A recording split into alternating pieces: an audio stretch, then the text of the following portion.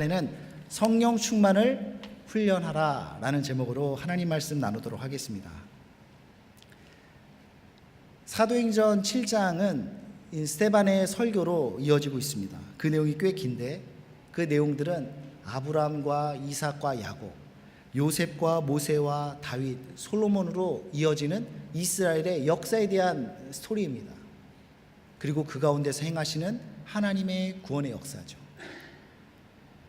그 메시지를 다루기에는 그 양이 너무나 많기 때문에 오늘은 그 메시지에 중점을 두고 나누기보다는 그 메시지를 전하고 있는 메신저 스데반에 대해서 좀 더 집중하여서 말씀 나누길 원합니다. 1세기 초대교회는 구제 사역에 힘을 쏟았습니다. 어려운 가운데 있는 과부들을 돕기 위해서 구제 사역을 시작했는데 규모가 커지고 일이 바빠지면서 뭐가 삐그덕삐그덕거리기 시작하는 거예요. 원망이 생겼고 문제가 발생했습니다. 근데 문제가 발생한다는 것은 뭔가가 잘 안 될 때에만 발생하는 것이 아니라 어떤 일이 잘 될 때에도 발생할 수 있는 일이거든요. 어쩌면 문제라는 것은 우리 삶의 한 부분인 것입니다. 근데 이 초대교회 가운데 그런 어려움으로 인해서 말들이 많아지고 원망이 생기고 분열의 그 조짐들이 나타나는 거예요. 이에 초대교회는 문제를 해결하기 위해서 사람을 세웁니다. 성령과 지혜 그리고 칭찬받는 7 집사를 세웠습니다. 이 신실한 7 집사가 세워지자 교회의 문제는 잘 해결되었고 사도들은 말씀과 기도에 더 집중하는 것을 통하여서 교회가 든든히 세워지게 되었습니다. 7절 말씀 우리 같이 한번 읽어볼까요? 하나님이 시작. 하나님의 말씀이 점점 왕성하여 예루살렘에 있는 제자의 수가 더 심히 많아지고 허다한 제사장 무리도 이 도에 복종하느니라. 7 집사 중에는 스데반 집사가 있었습니다. 그는 문제를 해결하고 교회 부흥의 물꼬를 트는 그런 사람이었습니다. 스데반 집사가 혼자서 그런 문제를 해결하고 부흥의 물꼬를 열었다 그렇게 말할 수는 없겠지만 분명히 하나님은 그를 통해서 문제를 해결해 주시고 부흥의 물길을 열어주셨다는 것입니다. 제가 오늘 함께 나누기 원하는 것은 바로 이 부분입니다. 어떻게 그는 문제를 해결하고 교회 부흥의 물꼬를 트는 그러한 일꾼으로 쓰임받을 수 있었는가?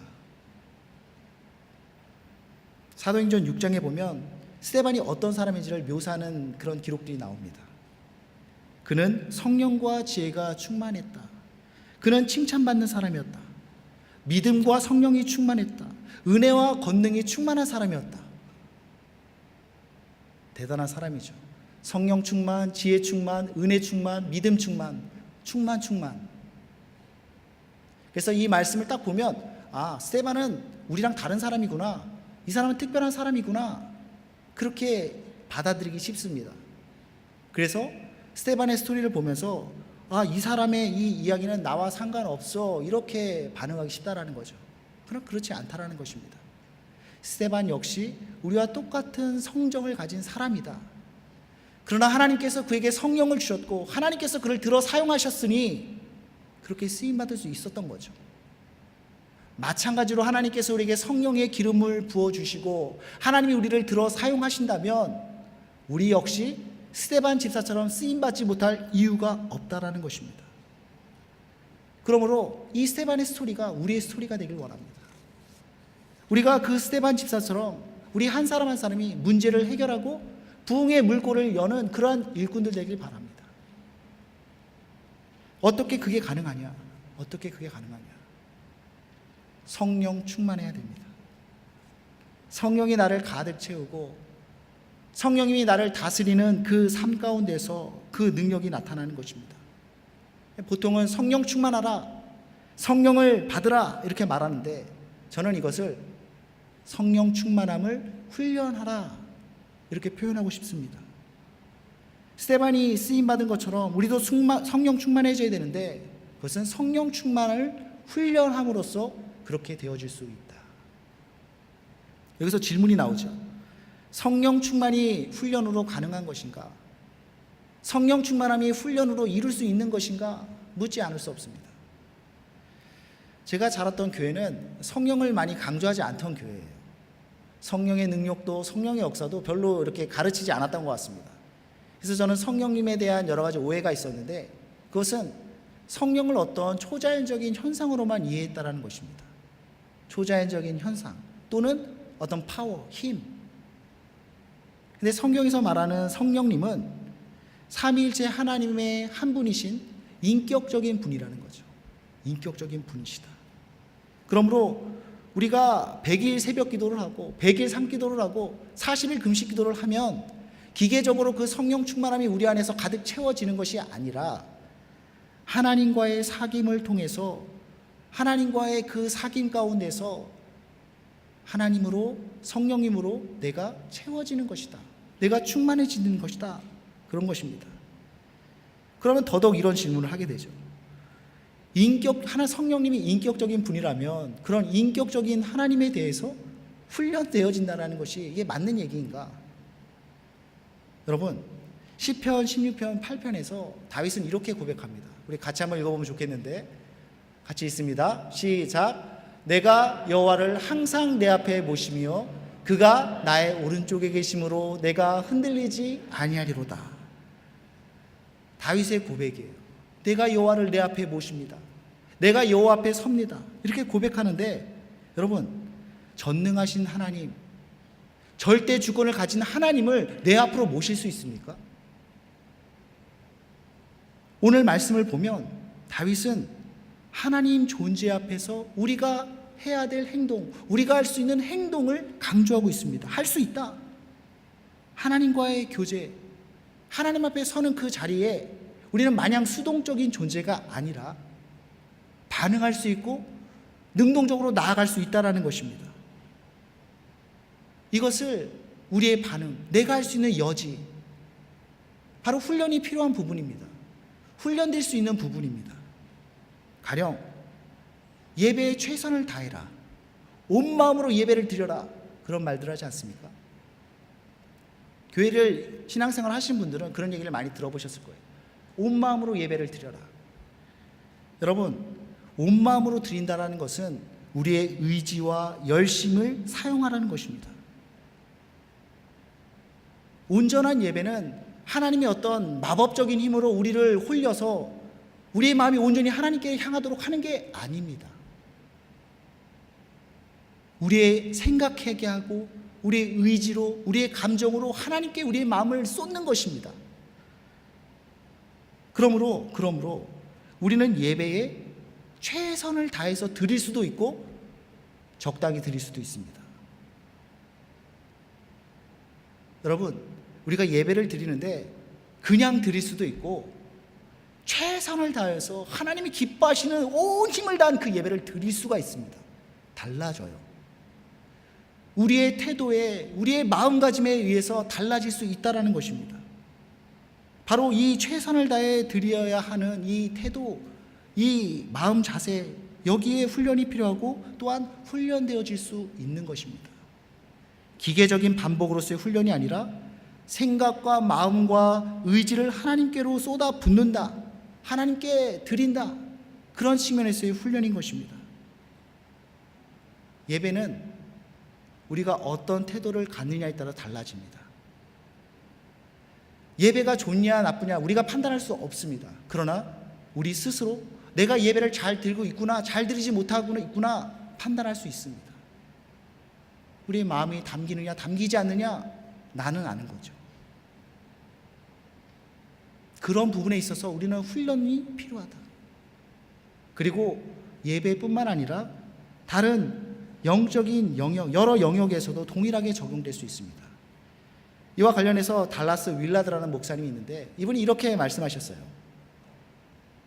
훈련이란 우리 힘으로 할 수 있는 활동으로서 이를 통해서 우리는 직접적인 노력으로 안 되는 일들을 할 수 있게 된다. 훈련은 삶의 모든 부분에서 필요하며 영적인 부분도 마찬가지다. 그래서 예수님은 제자들에게 금식, 기도, 고독, 침묵, 봉사, 학습, 교제 이런 것들을 통해서 영적인 삶을 위한 훈련을 지도하셨고 그들을 그 안으로 인도하셨다. 여러분, 예수님도 그 제자들을 훈련시키셨습니다. 그리고 우리가 예수를 따르는 제자들이라고 한다면 마땅히 그 훈련의 삶을 살아야 되는 것입니다. 그리고 그런 측면에서 성령 충만함이라는 그것이 하나의 삶의 모습인데 훈련이 필요하다는 것입니다. 그것은 성령 충만함은 우리의 노력으로 물론 얻어지는 것이 아닙니다. 하나님이 일방적으로 부어지면 되는 것이 아닙니다. 하나님이 부어주시는 그 은혜에 우리가 반응할 때에 거기서 불꽃이 튀는 거죠. 역사가 나타나는 거죠. 성령 충만함은 하나님으로 나를 채우는 것입니다. 하나님과의 상호작용, 하나님과의 사귐인 것이죠. 그리고 이 사귐이라는 것은 보통 다른 존재가 만나는 거잖아요. 그 마음을 하나로 모으는 것입니다. 한 마음을 이루는 것입니다. 그래서 사람과 사람 사이에도 사귐이 있는데, 연애하는데 다른 두 사람이 만나니까 얼마나 싸웁니까? 인간은 불완전하기 때문에, 서로의 불완전함이 있기 때문에 서로 같이 바뀌어가야 됩니다. 서로 변해야 됩니다. 그래서 서로 맞춰가야 돼요. 그런데 하나님과의 사귐에서는 하나님은 완전하시잖아요. 변해야 한다면 변해야 될 것은 우리일 것입니다. 성장해야 된다고 한다면 그것은 우리일 것입니다. 내가 변해야 되고 내가 성장해야 되는 거죠. 그러므로 하나님을 향해 하나님을 맞춰 나가는 것입니다. 주님을 사랑하는 마음, 이것이 우리로 하여금 변화하고 성장하도록 촉구하는 것입니다. 그런데 이 변화와 성장이라는 것이 저절로 이루어지는 것이 아닙니다. 하나님 사랑합니다. 그 감정으로 그러한 변화와 성장이 이루어지는 것이 아닙니다. 이것은 감정 이상으로 생각과 수고와 노력과 힘쓰고 애씀이 필요한데, 이것이 훈련이 필요한 부분이라는 거죠. 달라스 목사님의 표현대로 말하면 훈련이란 우리 힘으로 할 수 있는 활동들을 함으로써 할 수 없는 것을 할 수 있게 되어지는 과정인 것입니다. 하나님과 한 마음을 이루는 것, 하나님으로 가득 채우는 것, 이게 우리 죄의 본성과 충돌되는 거예요. 우리의 본성으로는 그것을 따르지 않습니다. 그러나 힘쓰고 애씀으로써, 훈련함으로써 그 하나님께 나아가는 것이고 하나님으로 나를 가득 채우는 것이고 그것이 성령으로 충만해지는 것입니다. 그러한 성령 충만함은 그냥 부어지는 것이 아니라 이미 부어주신 하나님의 은혜에 또한 내가 반응하는 과정인 거죠. 오늘 본문에서 스데반은 성령 충만한 사람이었습니다. 그것은 어느 날 갑자기 성령 충만함이 부어진 것이 아니라 지속적인 과정, 훈련을 통해서 성령 충만한 삶을 살고 있다, 이렇게 이해하는 게 맞는 거죠. 오해의 소지가 있을 것 같아서 다시 한번 말씀드립니다. 우리의 노력이나 우리의 훈련으로 성령 충만함이 이루어지는 거 아닙니다. 하나님의 우리에게 부어주시는 은혜, 역사, 그게 있어야 되고 거기에 우리의 반응할 때 성령의 역사가 나타나는데, 훈련이라는 것은 이미 우리에게 역사하신 그 은혜에 대해서 우리가 반응하고 거기서 나를 다듬는 과정이다. 반응함으로써 하나님과의 사귐으로 들어가고 그 가운데서 하나님의 성품이 내 안에 배어 들어가는 거죠. 하나님과의 사귐 속에서 그의 성품이, 그의 향기가 우리 인격 속에 스며 들어오는 것입니다. 그것이 우리를 가득 채우는 것입니다. 에베소서 4장 13절에 보면 우리 같이 읽겠습니다. 시작. 아들을 믿는 것과 아는 일에 하나가 되어 온전한 사람을 이루어 그리스도의 장성한 분량이 충만한 데까지 이르리니. 그리스도의 장성한 분량에 이르는 것, 이것이 성령 충만함의 극치입니다. 어떤 능력을 행하는 것이, 그것이 성령 충만함의 모습이 아니라 예수 그리스도의 성품, 그리스도의 장성한 분량, 거기에 도달하는 것이 성령 충만함의 완성이라는 것입니다. 그리고 여기에는 훈련의 요소가 필요하다. 오늘 본문에서 스데반은 두 가지 영역에서 잘 훈련되었음을 확인할 수 있습니다. 첫째로 그는 말씀에 훈련된 자였습니다. 그리고 그는 봉사와 섬김에 있어서 훈련이 잘 된 사람이었습니다. 먼저 스데반은 말씀에 훈련된 자입니다. 7장 전체 내용이 이 스데반의 설교에 대해 해당하는 내용인데 2절에서 부형들이여 들으소서, 내 말을 들어보십시오, 이렇게 말을 시작해서 53절까지 이어집니다. 굉장히 긴 내용이에요.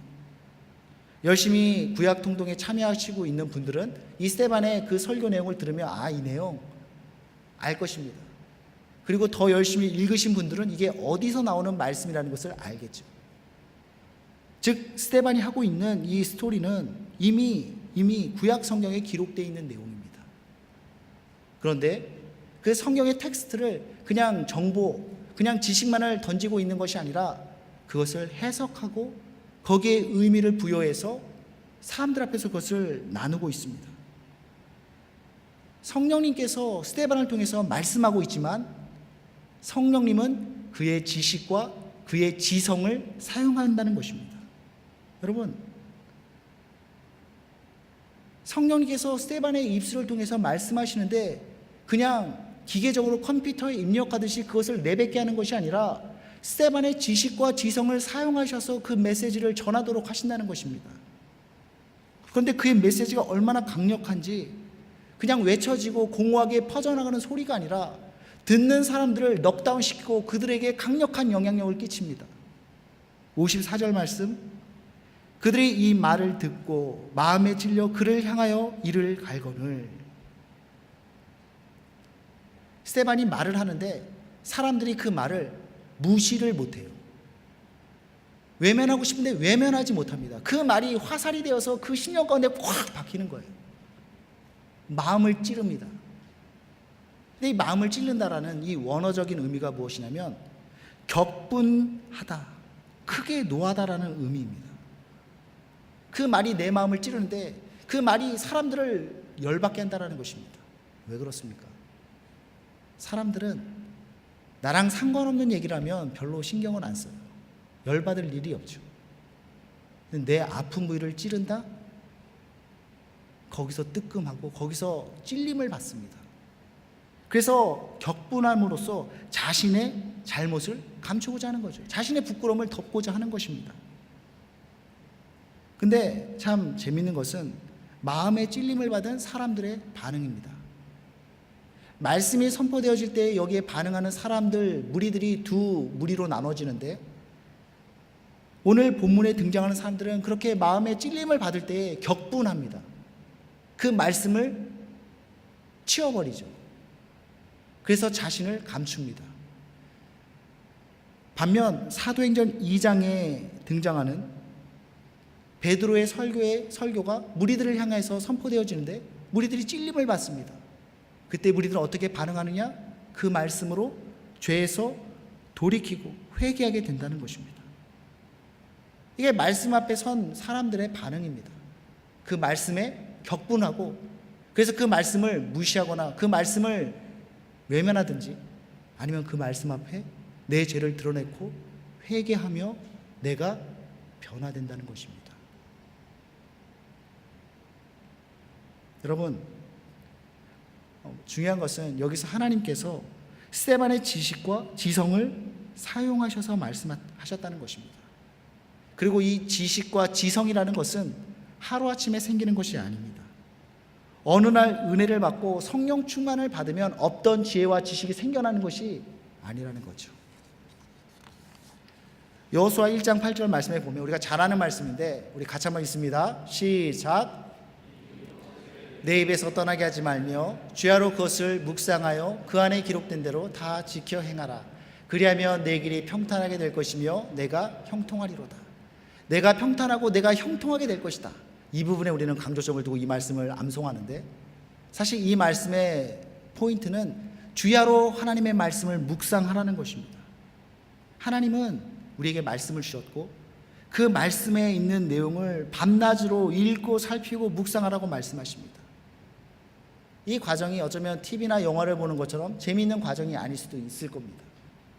그렇기 때문에 훈련이라는 표현을 사용하는 것입니다. 시간을 내고 의도적으로 힘을 쏟아야 되는 것이죠. 우리는 믿음의 종교지만 하나님이 주신 이성과 지성을 부인하지 않습니다. 오히려 그 지성과 이성을 사용해서 하나님 말씀을 배워야 되는 것입니다. 연구해야 되는 것입니다. 알아야 되는 것입니다.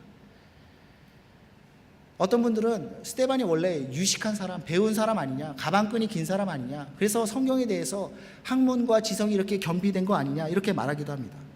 근데 여러분, 사도행전 2장에서 베드로가 무리들 앞에서 자신의 신앙을 고백하는데 성령의 역사와, 그래서 사도들이 각 지방의 언어로, 외국어로 그 말하는 그 놀라운 현상을 설명하는데 그의 그 설명은 기가 막힌 설교고 기가 막힌 신학적 논증입니다. 그리고 또 베드로가 많은 공회원들 앞에서 국회의원 같은 곳에 서서 그의 신앙을, 그가 믿는 바 믿음의 도 예수 그리스도에 대해서 설명하는데 그가 얼마나 말을 잘하는지 공회원들이 깜빡 넘어갑니다. 지성과 영성으로 어우러진 그 베드로의 진술이 얼마나 권위가 있는지 그들을 압도합니다. 단순히 성령에 취해서 무슨 말 하는지도 모르고 그냥 내뱉는 것이 아니라 지성과 이성을 사용하고 있다는 거죠. 다르게 말하면 어부 출신의 베드로가 원래 유식했을 리가 없는데 배웠다라는 거죠. 공부했다라는 거죠. 예수님과의 그 3년여 기간 동안 예수님을 통해서 그는 성경을 배웠을 것입니다. 뿐만 아니라 예수님께서 승천하신 이후 그는 구약 성경을 읽으며 그는 말씀을 배우고 말씀을 공부하고 말씀을 연구했습니다.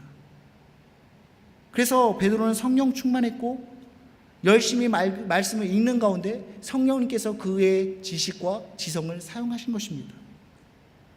성령 운동을 하면 공부를 안 해도 되고 말씀을 무시해도 되는 것이 아니라 더욱 말씀과 지성에 힘써야 되는 것입니다.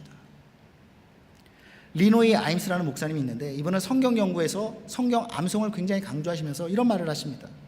말씀을 암송하면 하루 24시간 내내 성령님께서 그 말씀을 사용하신다.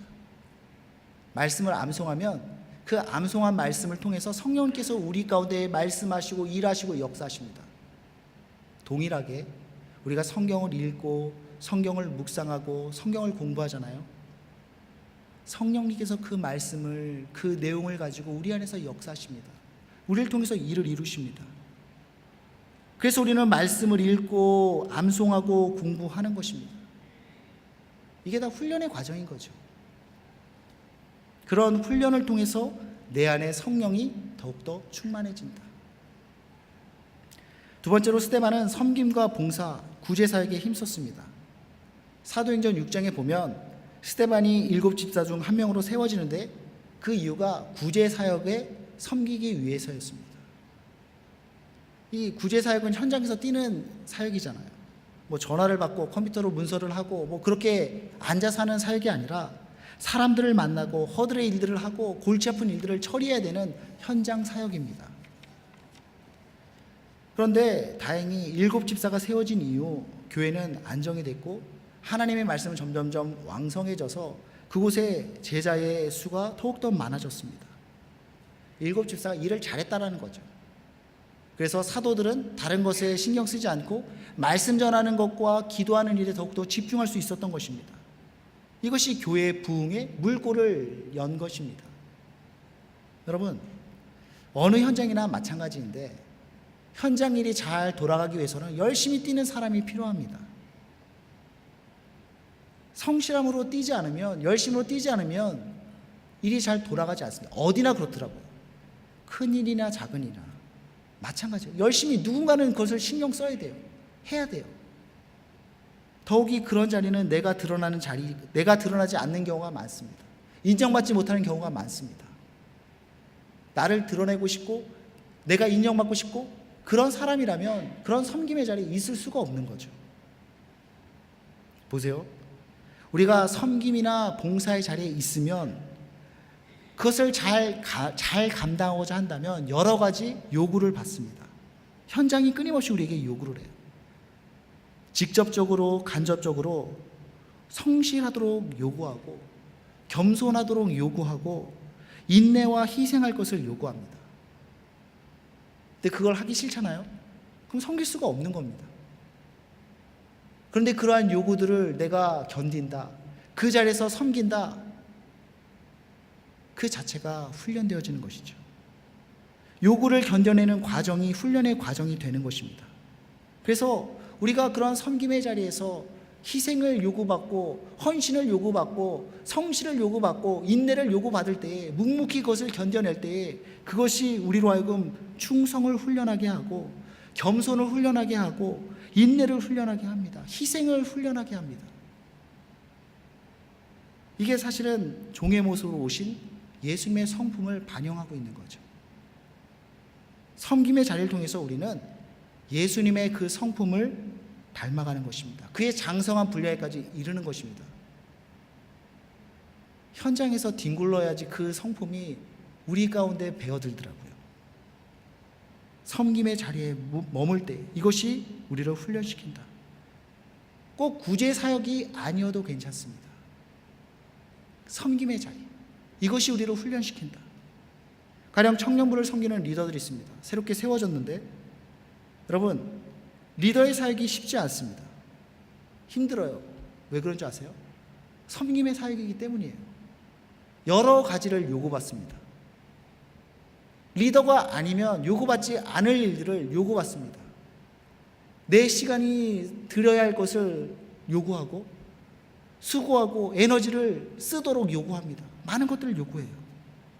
그런데 리더를 섬기다 보면 각자 힘들어하는 부분이 다릅니다. 어떤 사람은 사람 챙기는 것을 굉장히 힘들게 여겨요. 어떤 사람은 성경 공부 인도하는 것을 굉장히 힘들게 여깁니다. 그런데 어떤 사람들은 그것이 힘들어하지 않아요. 사람 챙기는 것이 힘들어하지 않고 성경 공부 인도하는 것을 힘들어하지 않습니다. 왜냐하면 왜 우리가 힘들게 느끼느냐, 왜 그 일이 나를 힘들게 하느냐, 그 부분에서 내가 훈련되지 않았기 때문입니다.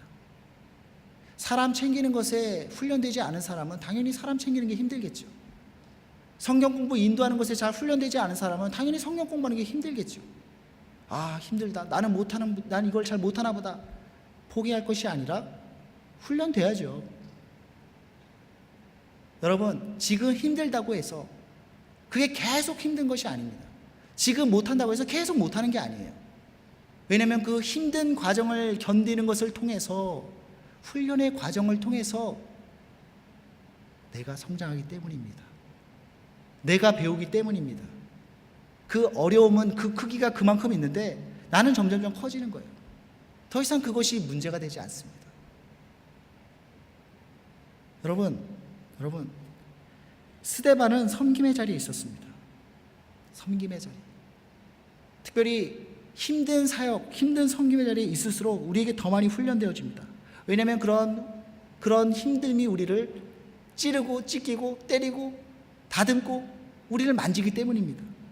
그래서 충성, 겸손, 인내, 희생, 이러한 예수님의 성품이 우리 안에 배어들게 되는 것이죠.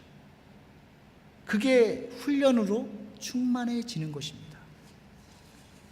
여러분, 스데반은 초대교회에서 문제를 해결하고 교회 부흥의 물꼬를 여는 그런 일꾼이었습니다. 어떻게 그런 일꾼이 될 수 있느냐? 성령 충만하는 것입니다. 사도행전 2장에서 오순절 다락방에서 성령의 역사를 체험했는데 120명의 성도들이 그 은혜를, 성령을 체험했는데 아마 그 가운데 스데반도 있었을 것입니다.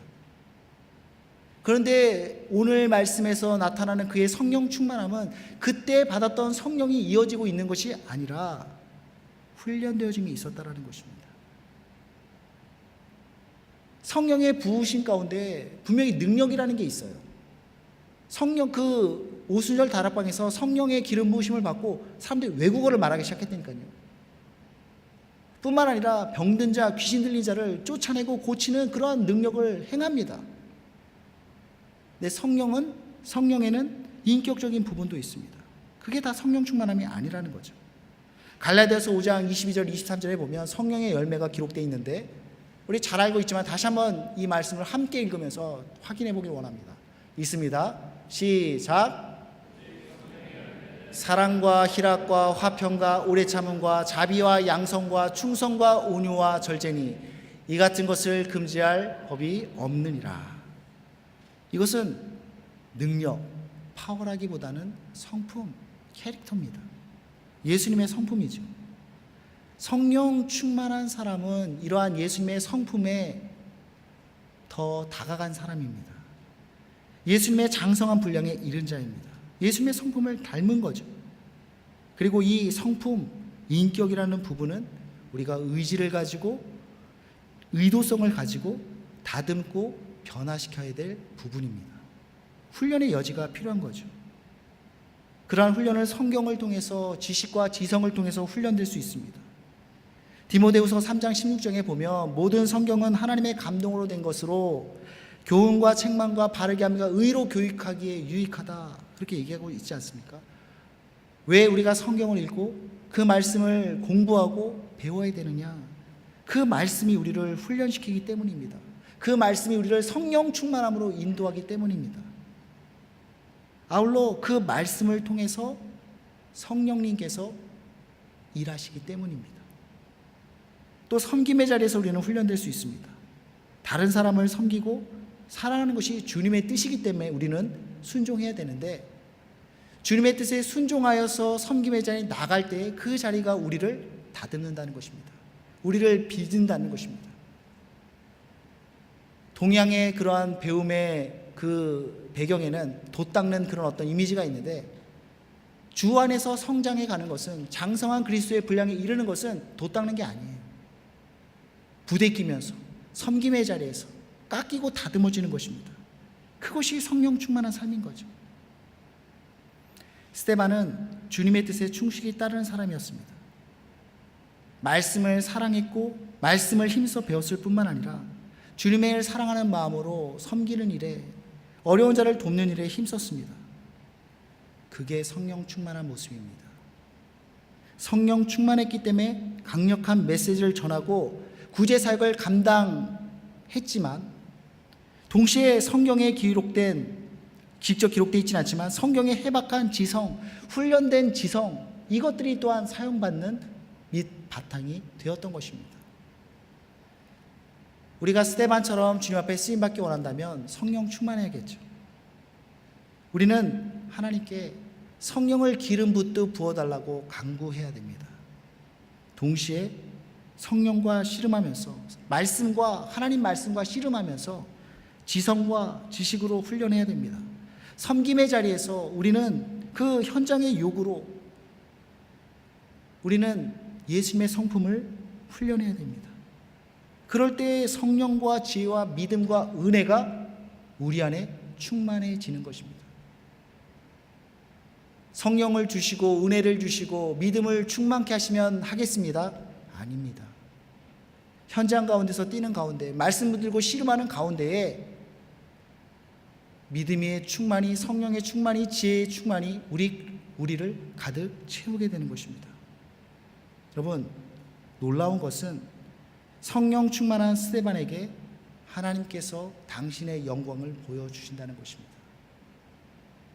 우리가 예배 때마다 하나님의 영광을 구하고 하나님의 임재가 우리 가운데 있기를 간구하는데, 하나님은 성령 충만한 자에게 그 영광을 보여주십니다.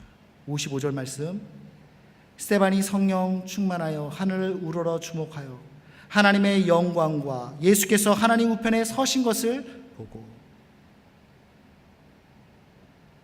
성령 충만한 자에게 하나님은 그 은혜를, 그 영광의 얼굴을 비춰주십니다. 그 영광을 사모했으면 좋겠습니다. 성령 충만한 가운데 그 하나님의 영광, 그 빛나는 얼굴을 볼 수 있는 우리 모두가 되길 바랍니다. 말씀을 정리하도록 하겠습니다. 지혜와 믿음과 성령과 권능이 충만했던 스데반은 특별한 사람이 아니었습니다. 그러나 그는 훈련된 자였습니다. 성령 충만을 훈련한 사람이었습니다. 성경에 해박했고 섬김의 현장에서 충성했습니다. 성령에 사로잡힌 자는 문제를 해결하고 부흥의 물꼬를 여는 존재가 됩니다. 세상은 이런 사람을 용납하지 않아요.